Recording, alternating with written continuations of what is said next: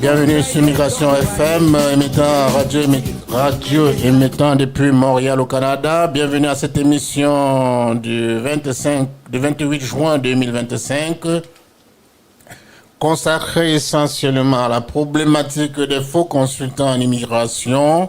Émission animée par deux experts consultants réglementaires en immigration canadienne, Yan Zhao et Norbert Ngantechana. Cette émission va durer exactement 1 heure. Et à la fin de l'émission, vous aurez la latitude de poser vos questions. Nous allons démarrer cette émission par un article d'un journal canadien appelé La Presse. C'est un journal qui a pignon sur rue au Canada. On va lire quelques extraits simplement. Alors, des travailleurs étrangers temporaires de plus en plus victimes d'escroqueries à l'emploi. Des avocats, des consultants et des agences d'immigration d'Alberta tirent la sonnette d'alarme face à l'ampleur des cas d'escroqueries ciblant les travailleurs étrangers temporaires. La province a reçu 508 plaintes de travailleurs étrangers temporaires en 2023-2024, comparativement à 339 l'année précédente. Certains employeurs, recruteurs et consultants vendent des études d'impact sur le marché du travail. Il s'agit d'un document fédéral dont la plupart des employés ont besoin avant de pouvoir embaucher un travailleur étranger temporaire. Il est illégal d'exiger de l'argent pour une UMT et les frais gouvernementaux pour en faire une demande. 1 000 $ devaient être entièrement couverts par l'employeur qui subit une pénurie de main-d'œuvre. Nous allons nous arrêter là pour le moment. Ceci pour vous démontrer l'ampleur de ce phénomène qui a pignon sur rue et qui vient davantage endeuiller les familles. Chaque année donc, des milliers de personnes voient leurs rêves canadiens se transformer en cauchemar à cause de consultants en immigration frauduleux. Ces arnaques ne coûtent pas seulement de l'argent, elles détruisent des rêves. Elles endeuillent des familles aussi. Des familles perdent leurs économies, leur temps précieux et parfois même leur droit d'immigrer au Canada. Cette présentation vous alertera sur ces risques et vous donnera des outils pour vous protéger. Comment repérer une arnaque en 5 minutes? Des histoires vraies, affaires Marotta. C'est quoi l'affaire Marotta? Marotta, c'est ce client-là, Marotta Manette, c'est un client qui a été facturé à 30 000 € et 45 000 € pour des emplois fictifs en Alberta. Sans qualification légale, elle dirigeait NAMI Immigration Inc. depuis l'Ontario. Désolé, l'affaire Marotta, c'est un faux consultant en immigration. C'est une fausse consultante en immigration qui a eu à facturer 30 000 € et 45 000 € pour des emplois fictifs en Alberta. C'est ici au Canada. Ce faux consultant en immigration n'avait aucune qualification légale. Pourtant, elle dirigeait NAMI Immigration Inc. depuis l'Ontario. Comment se manifestait la faute? Les clients payaient pour des faux bulletins de salaire et documents d'immigration falsifiés. Aucun document officiel n'était soumis à IRC, entendant Immigration, Réfugiés et Citoyenneté Canada. Quelles furent les conséquences? L'ASFC, l'Agence des services frontaliers du Canada, a eu à arrêter ce faux consultant en immigration nommé Marotta en 2023 après une enquête de 4 ans. Le verdict était sans appel. Elle a été condamnée à 18 mois avec sursis et une amende de 148 000 $ qu'elle devait restituer aux victimes. Autre histoire, des histoires vraies, c'est de l'affaire Alozi. Un autre faux consultant en immigration canadienne, c'est un fraudeur. Chineye Alozi, 35 ans, est d'origine nigériane. C'est un père de 4 enfants avec une maîtrise en génie. Comment elle procède à la fraude? Entre 2014 et 2019, Alozi, ce faux consultant en immigration, a opéré sans autorisation, ciblant principalement des étudiants. Il procédait à la falsification des relevés bancaires et créait des histoires fictives. Il en a fait pour plus de 60 étudiants étrangers. La sentence fut sans appel.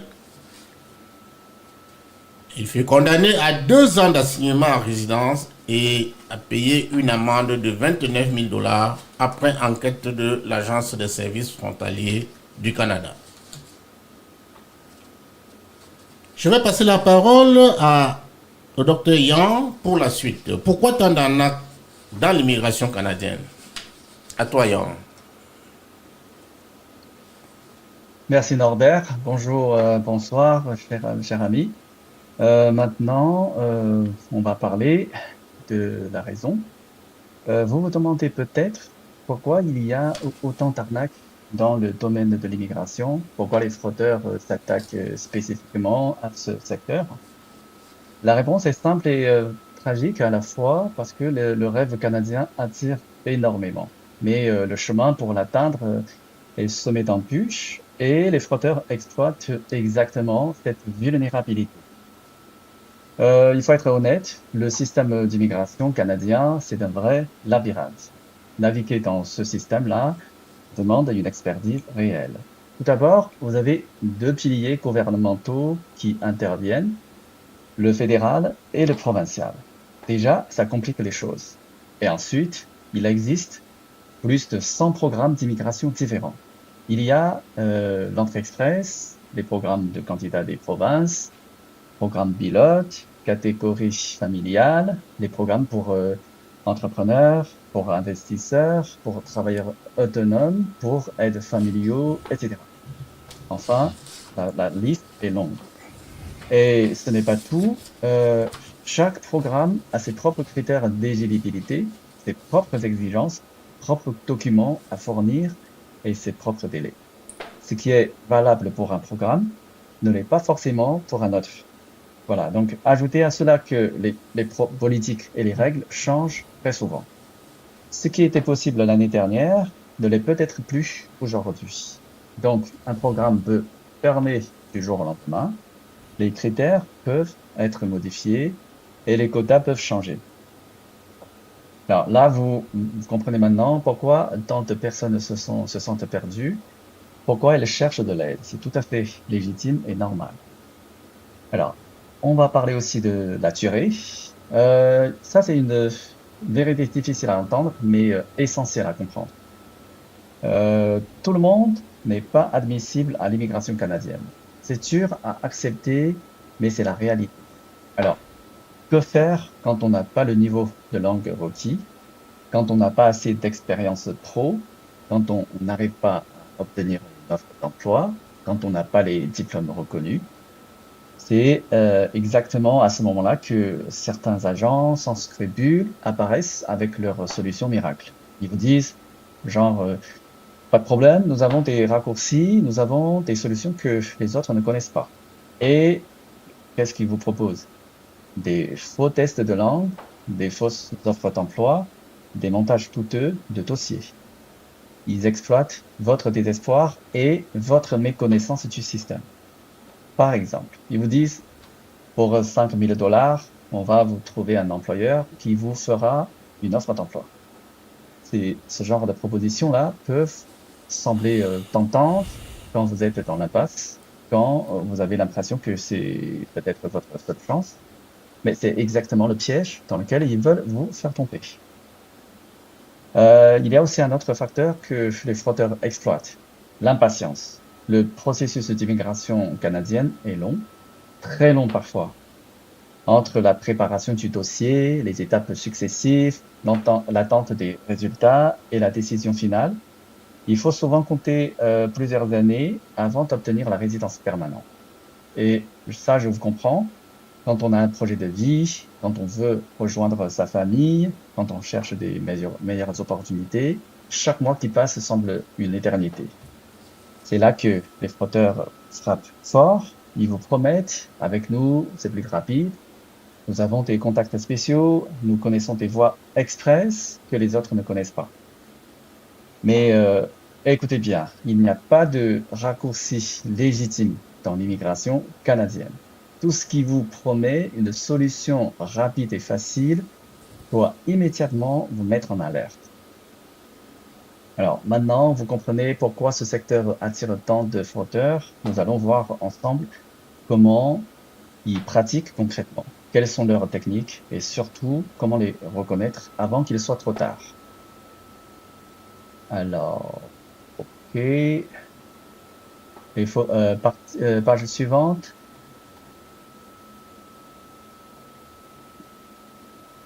C'est là? Non, faux espoir. Oui, ben, c'est ça. Ah oui, oui, désolé. Plus haut. Oui, oui, c'est ça, désolé. Voilà. Donc, voici les promesses classiques que font les escrocs. Si vous entendez l'une de ces phrases, fuyez immédiatement.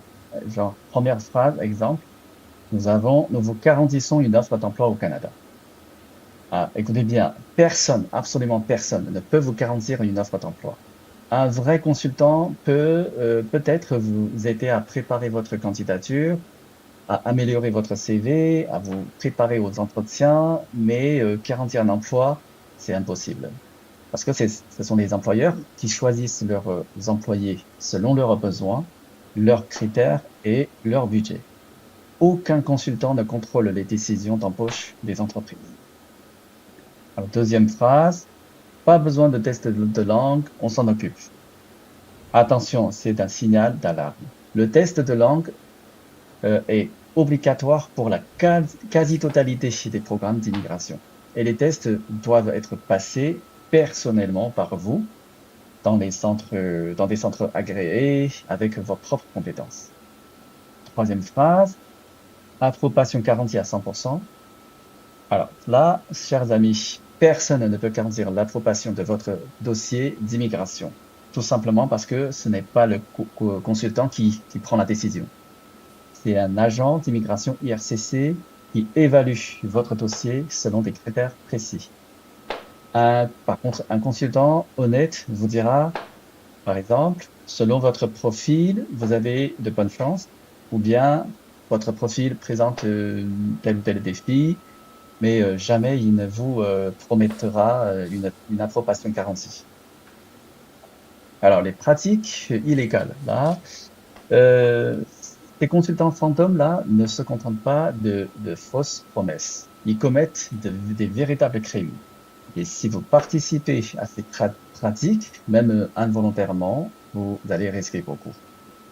Première pratique illégale, les fausses offres d'emploi. Ces fraudeurs créent des fausses offres d'emploi avec des entreprises complices ou inexistantes.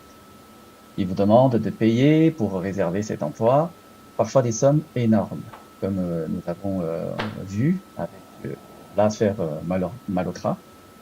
Le problème, c'est quoi? Ces emplois n'existent pas. Mais même si l'IRCC découvre la fraude après votre arrivée au Canada, vous risquez encore de vous voir annuler la résidence permanente. Deuxième pratique, faux résultats de test de langue. Certains vous proposent de falsifier vos résultats TCF, DEF, IELTS, etc. Ou bien proposer de faire passer le test par quelqu'un d'autre, c'est extrêmement dangereux. L'IRCC vérifie régulièrement l'authenticité des tests auprès des organismes certificateurs. Si la fraude est découverte, c'est l'intention de territoire pour 5 ans, directement. Alors, ensuite, documents falsifiés. Faux diplôme, fausse référence d'employeur, fausse relevé bancaire, fausse déclaration de revenus, ces consultants fantômes n'hésitent pas à falsifier tout type de documents. Mais attention, IRCC a des moyens de vérification très sophistiqués. Ils contactent directement les universités, les employeurs, les banques. La fraude documentaire est l'une des causes principales de refus définitif. Alors, ensuite, pratique illégale. Certains vous proposent un mariage de convenance avec un citoyen canadien. C'est l'une des fraudes les plus graves en immigration canadienne. IRCC enquête systématiquement sur l'authenticité des relations conjugales.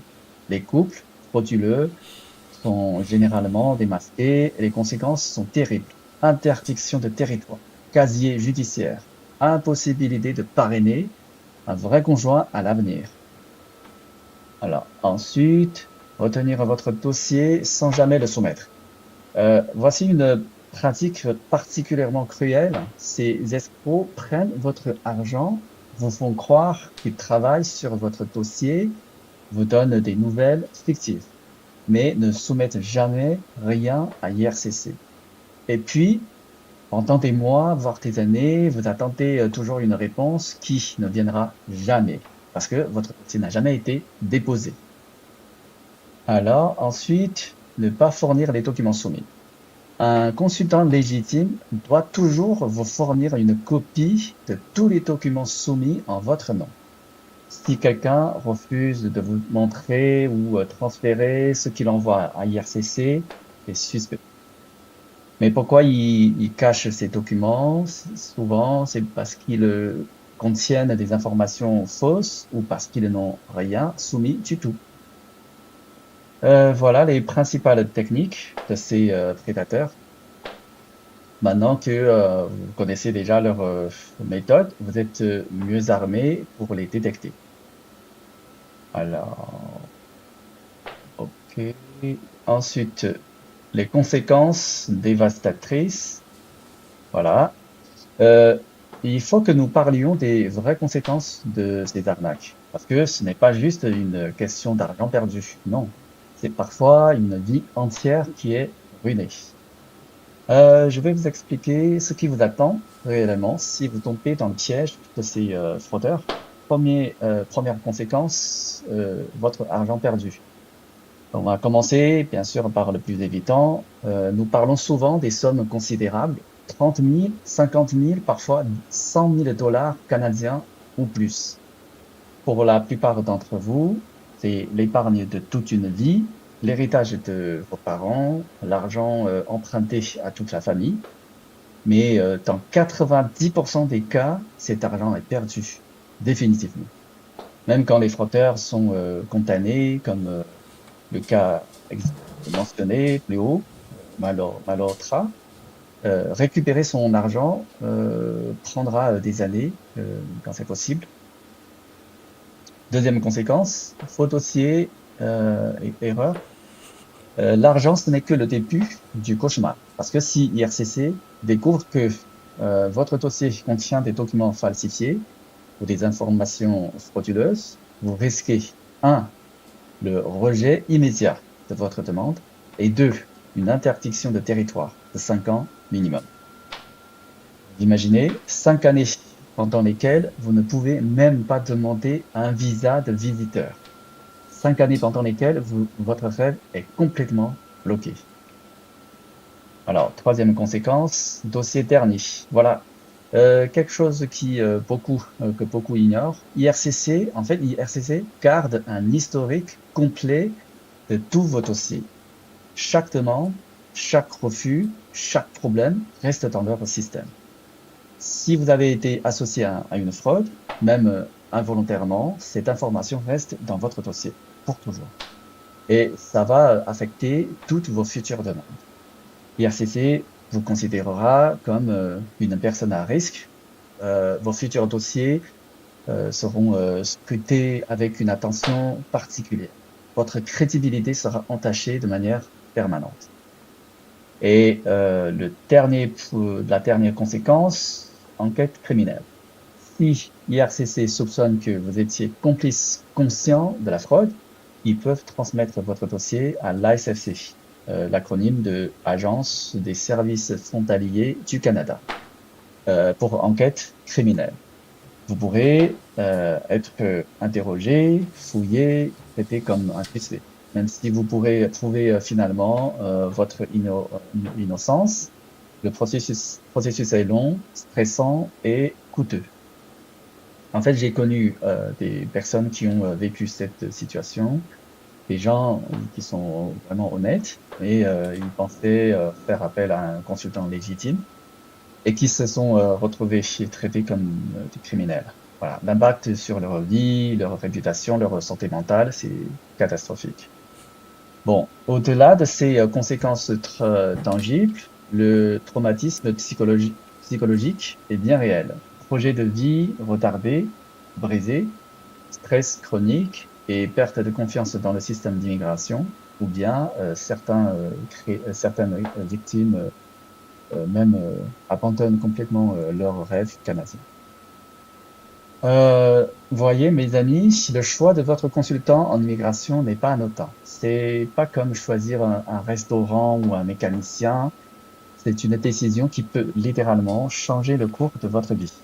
D'un côté, un bon consultant peut vous aider à réaliser votre rêve canadien de manière légale et sécurisée. De l'autre, un consultant fantôme peut détruire ce rêve et vous causer des années de souffrance. Voilà, maintenant que nous mesurons l'ampleur des risques, nous allons voir ensemble comment vous protéger efficacement. Je te passe la parole, Norbert. Merci. Avant de continuer cette émission, nous demandons à nos auditeurs et auditeurs à travers le monde de partager cette émission, mettre les likes, parce qu'il s'agit de l'avenir de certains de ceux ou celles d'entre vous qui aimeraient émigrer au Canada. Brièvement présenté, les principes fondamentaux à retenir. Quels sont les principes fondamentaux d'un bon consultant? Un consultant doit être avant tout honnête. C'est fondamental. Pourquoi? Parce qu'une fausse déclaration, parfois mineure, peut avoir des conséquences permanentes sur votre capacité à émigrer au Canada. L'intégrité de votre dossier est non négociable. C'est pour cette raison que, habituellement, pour démarrer un dossier, nous passons par le formulaire d'évaluation préliminaire, ce qui nous donne une idée de vos parcours aussi bien académiques que professionnels, et sur ces bases-là, nous vous prodiguons des conseils. Ce n'est pas une perte de temps. Ça fait que vous êtes propriétaire de votre dossier. Comme il a dit tantôt mon collègue Yann, vous avez le droit d'accéder à tous vos documents et de savoir exactement ce qui est soumis en votre nom. Personne ne devrait refuser de vous montrer ou de transmettre votre propre dossier. Ce n'est pas une faveur, c'est un droit.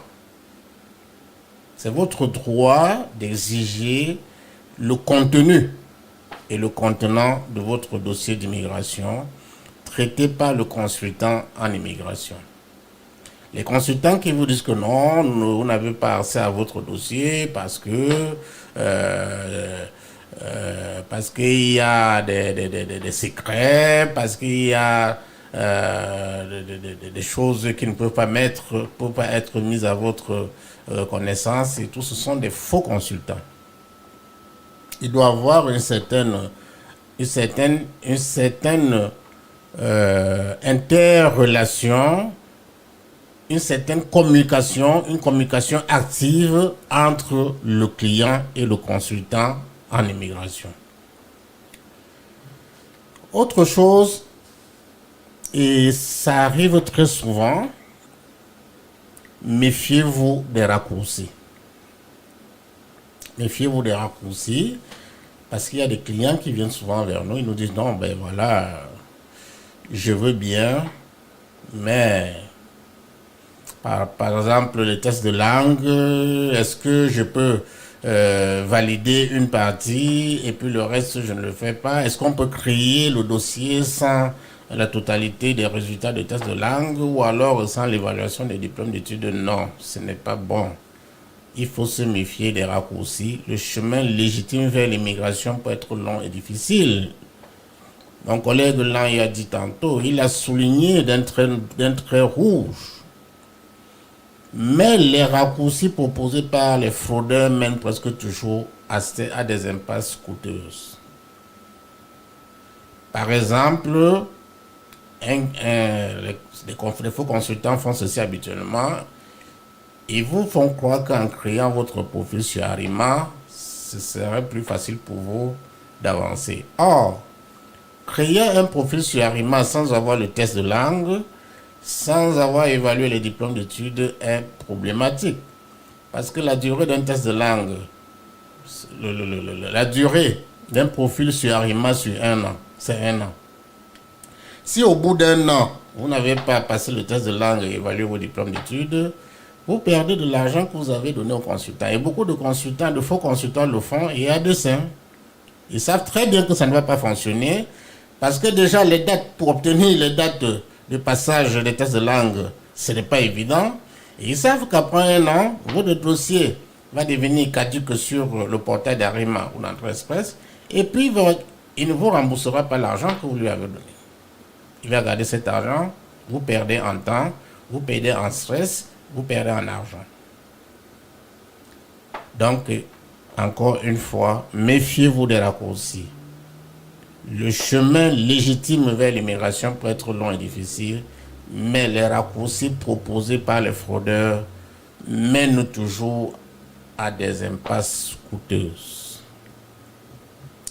N'oubliez surtout pas et n'oubliez jamais qu'un processus d'immigration reçue commence par une évaluation honnête de votre situation et une compréhension claire des voies légitimes qui vous sont accessibles. Vous devez être informé sur ce qui vous attend. C'est pour cette raison qu'il y a cette phase importante qui est la phase de la consultation initiale. C'est une phase d'entrevue. Une entrevue, ça peut être de 15 minutes, de 30 minutes, d'1 heure. C'est selon. Pendant cette phase, le consultant déroule les différentes procédures, les différentes étapes de votre projet d'immigration, vous présente les avantages, les inconvénients. Est-ce que par exemple, si le test de français n'est pas bon, est-ce qu'il c'est bien d'aller refaire notre test pour pouvoir, avant la soumission de votre candidature? Est-ce que vos diplômes sont authentiques? Est-ce que des informations que vous avez données dans le formulaire d'évaluation préliminaire sont crédibles? Parce que comme il a bien souligné tantôt, ça peut vous valoir une interdiction sur le territoire pendant 5 ans et des poursuites judiciaires. Et le Canada, aussi bien d'autres pays dans le monde, ne badinent pas en ce qui concerne l'intégrité des lois. Le respect de la loi est fondamental. Alors, je vais passer la parole à... Bon, non, j'ai encore un slide à présenter. Comment reconnaître un faux consultant? C'est la suite de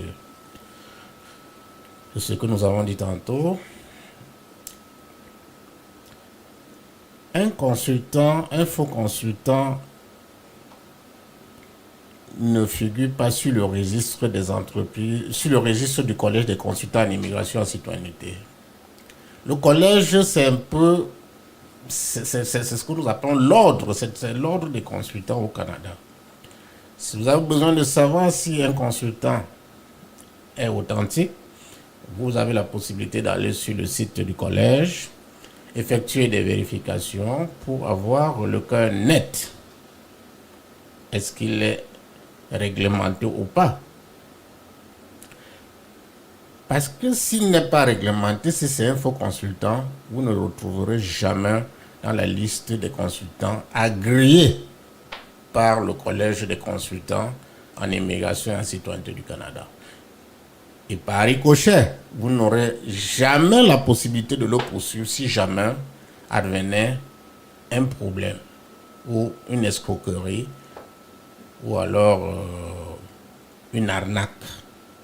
Or, les consultants qui sont régulièrement enregistrés sur le site du Collège des consultants en immigration Canada et en citoyenneté sont susceptibles de poursuites si jamais vous avez les preuves que ce consultant vous a escroqué.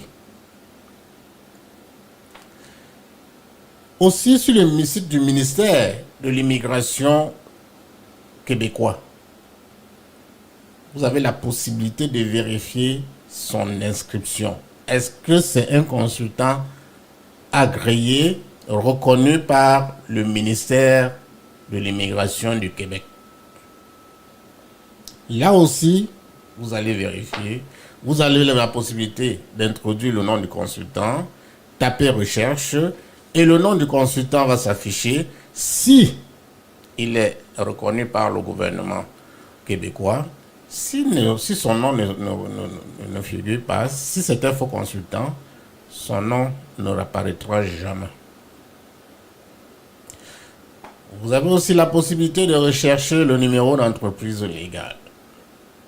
Tous les consultants sont obligés d'avoir une entreprise enregistrée, si c'est au Québec, au niveau du registre des entreprises. C'est la condition sine qua non pour pouvoir pratiquer comme consultant en immigration au Québec et au Canada. Les signaux d'alarme. Mon collègue Yann a abordé cet aspect tantôt et puis on revient dessus. La répétition est la mère de la connaissance. Un consultant vous dit « Je garantis l'approbation de votre dossier ». C'est faux. Nous n'avons aucun moyen de faire pression sur les agents d'immigration qui sont les seuls à décider de l'acceptation ou non de votre candidature. Simplement, ce que nous faisons, c'est qu'ensemble, le client et le consultant, que nous essayons de réunir des conditions maximales pour permettre à notre client de voir son dossier aboutir. Mais nous n'avons aucune garantie. Ce n'est pas nous qui délivrons les visas, ce n'est pas nous qui étudions le dossier. Ça relève de l'intime conviction de l'agent en charge de votre dossier qui accepte ou non selon le contenu, selon la qualité des informations que vous versez, qu'on verse au dossier. Un consultant vous dit, non, vous n'avez pas besoin d'un test de langue. J'ai une solution. Non, il n'a aucune solution. Il ment. C'est faux. Comme l'a relevé mon collègue Yann tantôt, presque tous les programmes en immigration au Canada nécessitent un passage par les tests de langue. Et c'est légal. Ce n'est pas une faveur. Ce n'est pas une invention. C'est dans la loi. Et les lois sont scrupuleusement appliquées. Donc, si un test de langue est nécessaire, il faut le passer. Et puis le consultant vous dit, non, payez maintenant. J'ai une solution. Oui, il y a quelques jours, j'ai eu ce problème. C'est-à-dire que quelqu'un qui m'appelle pour me dire que, ben voilà, il y a une agence qui me demande de payer maintenant et tout ça. Je lui ai dit, bon, de toutes les manières, si tu veux perdre ton argent, vas-y. Payer maintenant et la suite, c'est quoi? Quel est le préalable? Comment vous avez procédé pour en arriver à payer maintenant, je m'occupe de tout. Ça encore, c'est un signal d'alarme. Un autre signal d'alarme, c'est l'absence de contrat détaillé. Ce que nous appelons dans notre jargon le contrat de service professionnel. Là encore là, ce n'est pas une faveur. Ça rentre dans le cadre des règlements. Ça fait partie des règles éthiques et déontologiques de notre profession de consultant en immigration. Ça fait partie des éléments de fond de la pratique de consultant en immigration au Canada. Et ce contrat de service professionnel élabore en détail les différentes étapes de la procédure et en même temps fixe le montant des honoraires, aussi des frais gouvernementaux selon les programmes.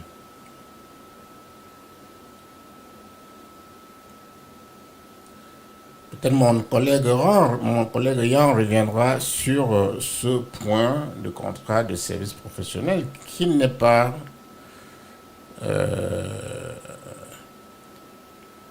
facultatif, c'est obligatoire. Si un consultant refuse de vous fournir les copies de documents soumis, c'est une faute grave. Parce que vous ne savez pas ce qu'il a ajouté à votre dossier et qui pourra vous créer des problèmes énormes. J'ai eu un cas comme ça, c'est un papa congolais qui a des enfants au Canada, qui a confié son dossier à un faux consultant au Congo-Kinshasa. Il lui faisait confiance. Alors, le faux consultant, qu'est-ce qu'il a fait? De manière rapide. Dans le formulaire des informations sur la famille, au-delà des enfants de ce monsieur-là, il a ajouté 2 enfants qui n'appartenaient pas à son client. Et du coup, le monsieur, le client qui a des enfants au Canada, des grands enfants, et qui était au Canada presque tous les ans, comme l'a souligné mon collègue tout à l'heure, IRC vérifie. Ne croyez pas que les agents d'immigration sont discrets, ne savent pas ce qu'ils font.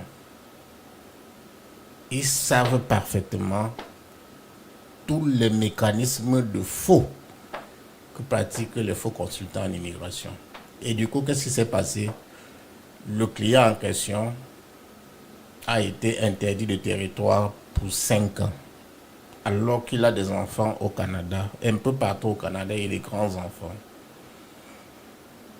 Il a un mariage au mois d'août de sa fille, il ne pourra pas être présent parce qu'il a été interdit de territoire.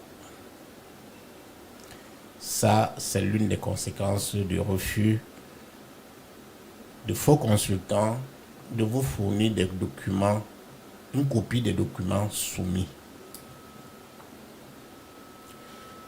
Comme nous l'avons relevé tantôt, nous l'avons souligné, un vrai consultant n'a pas de contrôle de décision sur votre dossier. Non, c'est faux. Il n'a aucun contrôle. Il vous informe, vous conseille et vous accompagne, mais ne peut jamais garantir un résultat.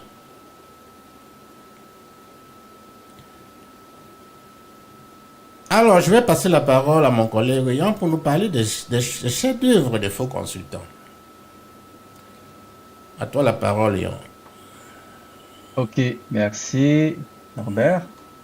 Là, on est en train de vous montrer des chefs-d'œuvre des faux consultants.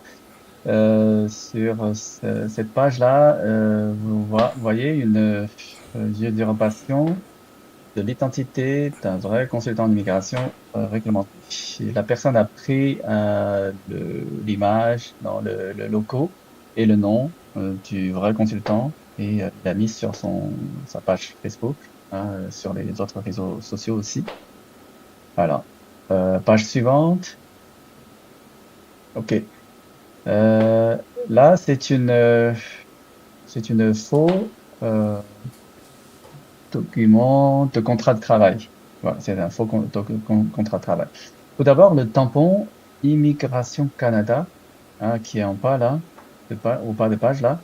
Ce type de tampon n'existe tout simplement pas. Ça peut pas exister sur les documents authentiques, hein, et sa présence est un signe évident de falsification, souvent utilisé pour donner une fausse apparence d'officialité.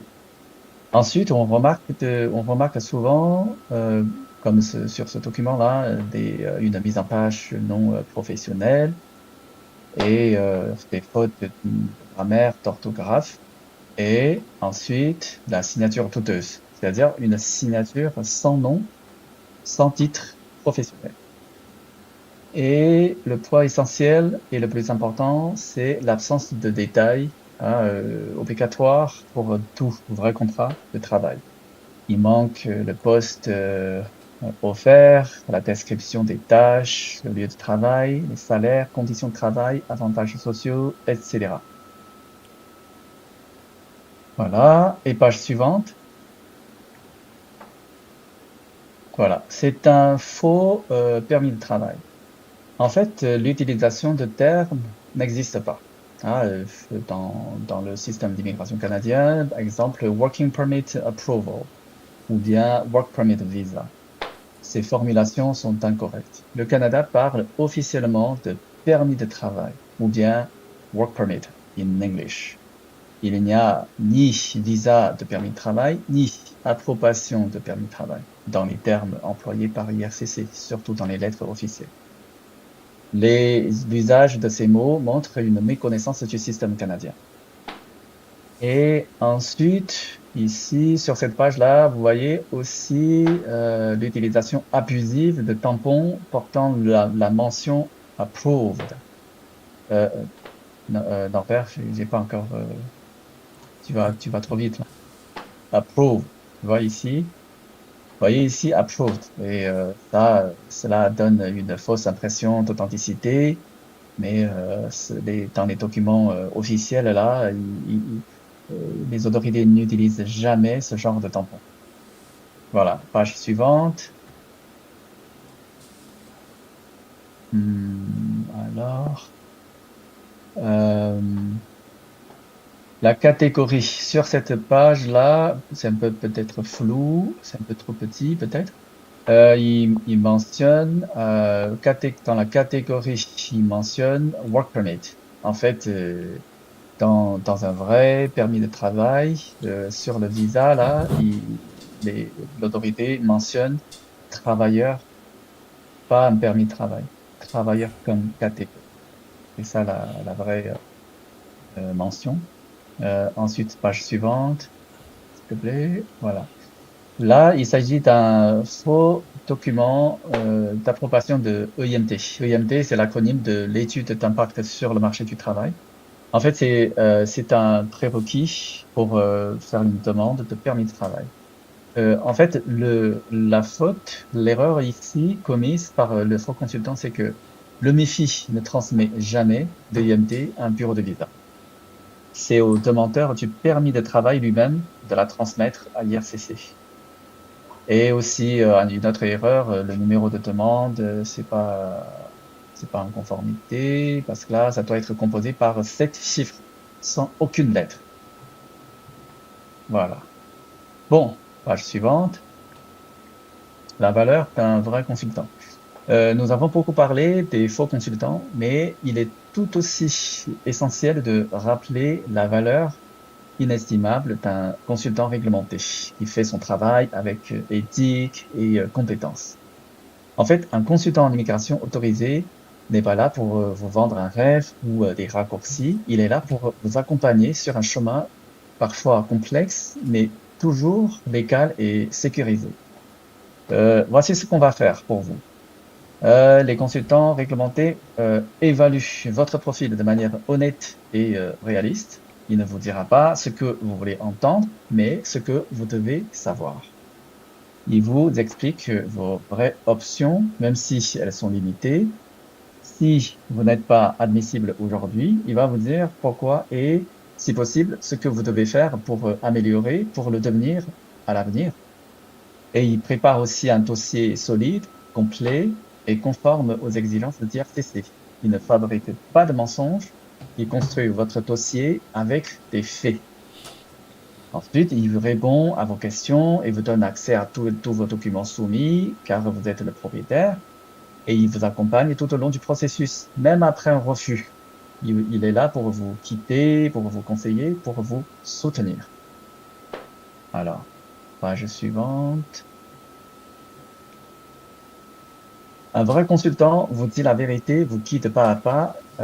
Voilà. Un vrai consultant vous garantit le professionnalisme, la conformité au code de conduite et la diligence, mais jamais le résultat.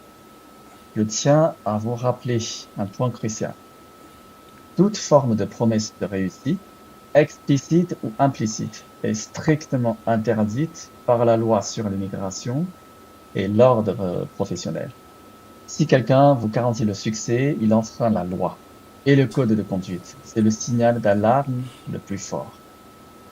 Page suivante. Que faire si vous avez été victime? Malgré toutes ces informations, il peut arriver quand même que vous ayez un doute sur un consultant que vous avez approché, ou bien pire encore, vous ayez déjà été victime d'une arnaque. Est-ce qu'on peut encore corriger la situation? La réponse est oui, il est possible de réparer, mais à condition d'agir vite et surtout honnêtement.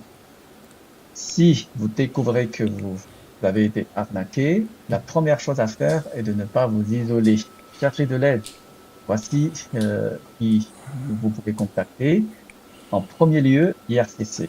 Si votre dossier a déjà été soumis avec des fausses informations, il faut contacter IRCC pour faire une divulgation volontaire. Ça peut atténuer les conséquences. Vous expliquez que vous avez été victime, soumettez les documents corrects et honnêtes. Les autorités canadiennes peuvent être compréhensibles si vous prouvez que vous avez été une victime innocente. Mais si vous tentez de cacher la fraude ou de persister dans le mensonge, les conséquences seront encore plus graves. Alors, deuxième autorité, CCIC. Vous pouvez déposer la plainte contre un consultant qui n'a pas respecté le code ou qui a été avéré frauduleux. Troisième autorité, la SFC, l'Agence de services frontaliers du Canada. La SFC enquête sur les fraudes en matière d'immigration, tout simplement. Et la GRC, Gendarmerie royale du Canada, c'est la police fédérale du Canada. En cas d'escroquerie ou de fraude criminelle, c'est la GRC qui intervient.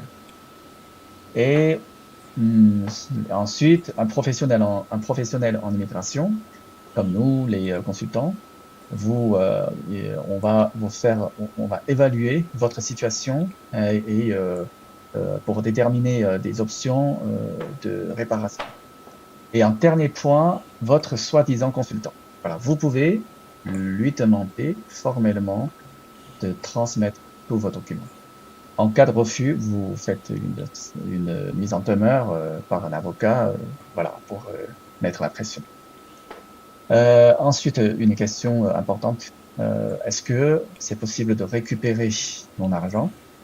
Alors là, il faut être honnête. Récupérer l'argent perdu est toujours difficile. Même si le frauteur est condamné, le processus de restitution est très long et l'argent, normalement, est souvent déjà disparu.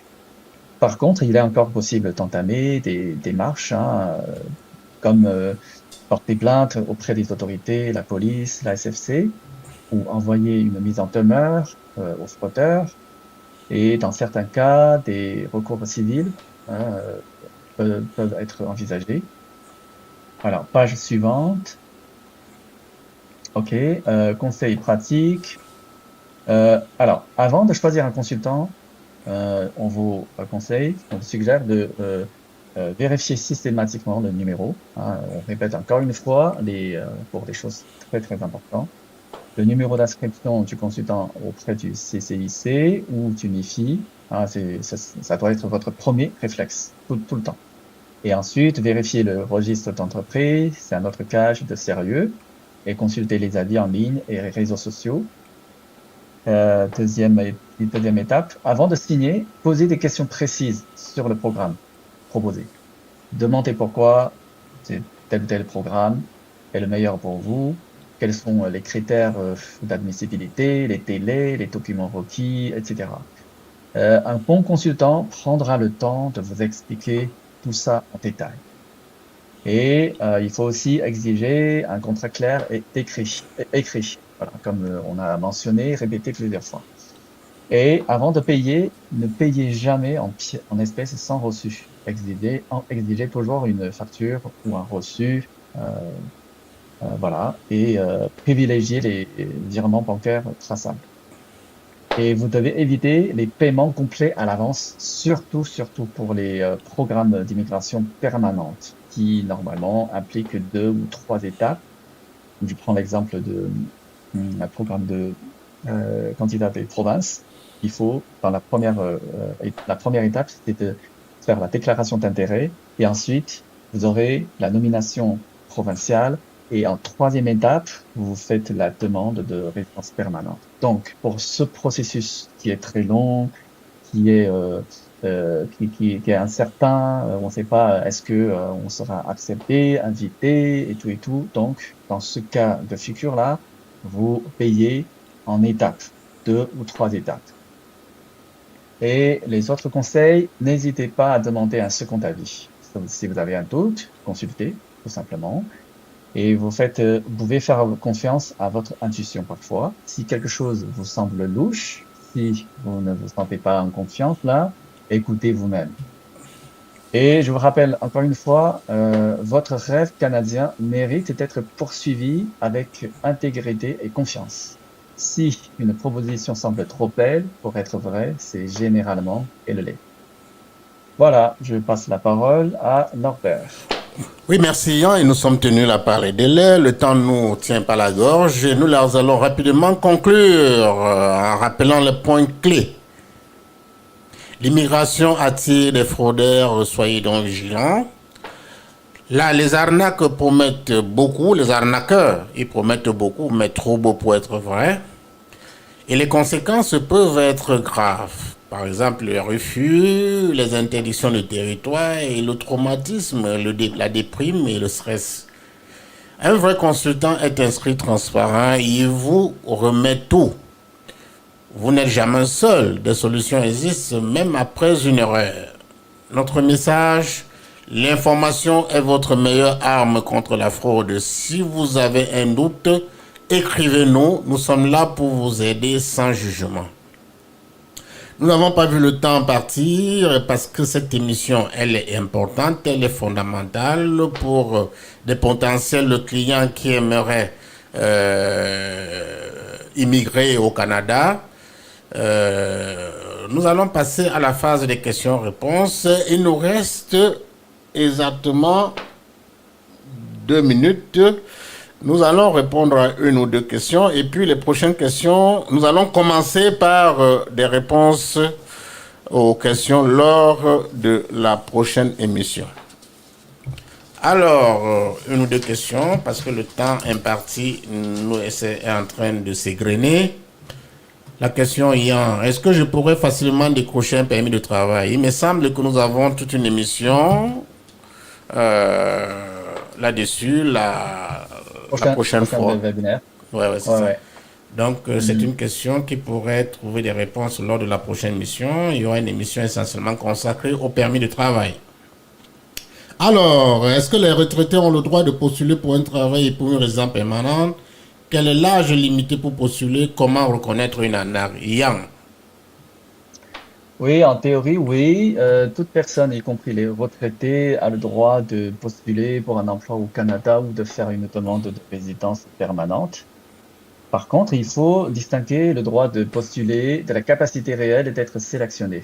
L'âge est quand même un critère important. dans la majorité des programmes.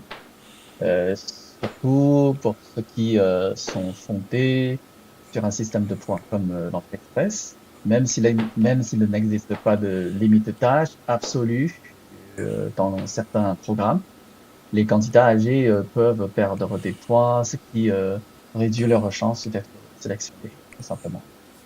Mais voilà, l'âge n'est pas un critère éliminatoire, mais c'est important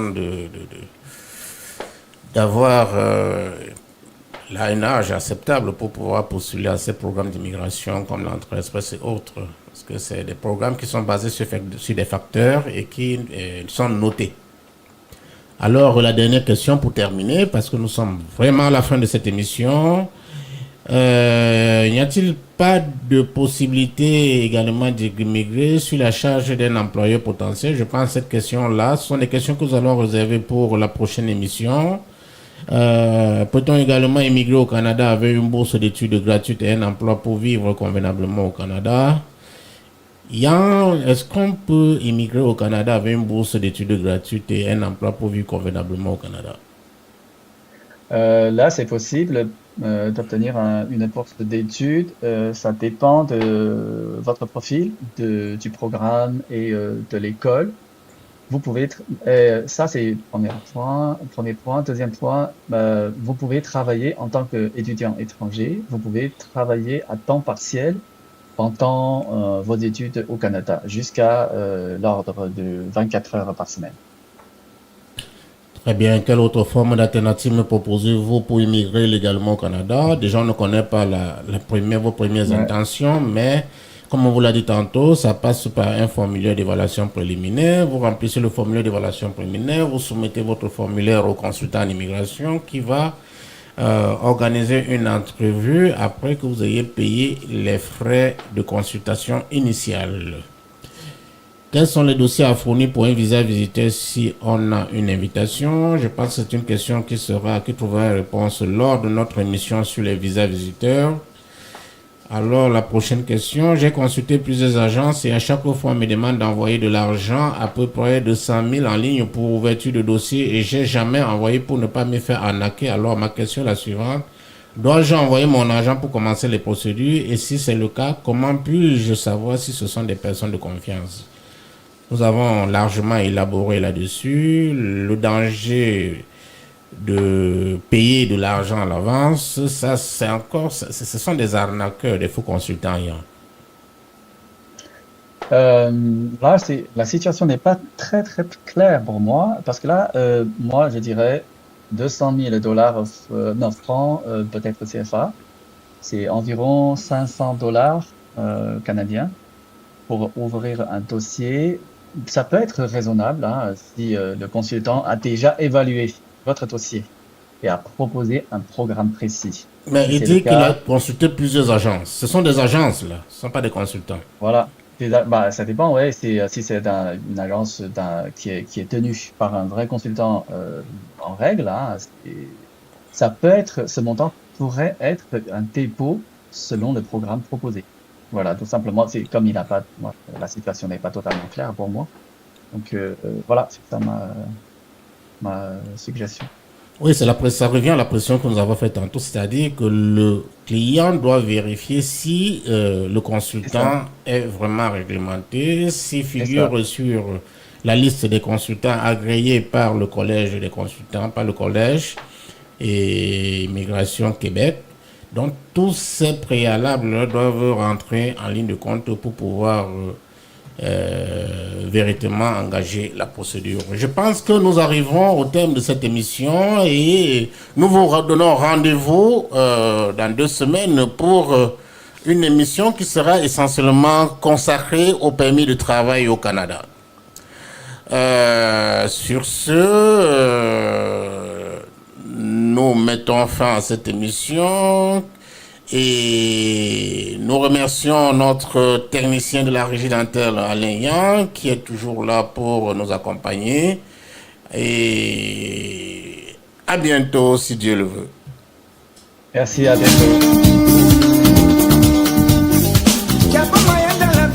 Il faut simplement travailler.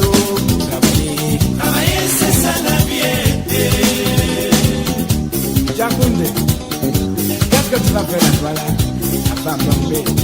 Bombay.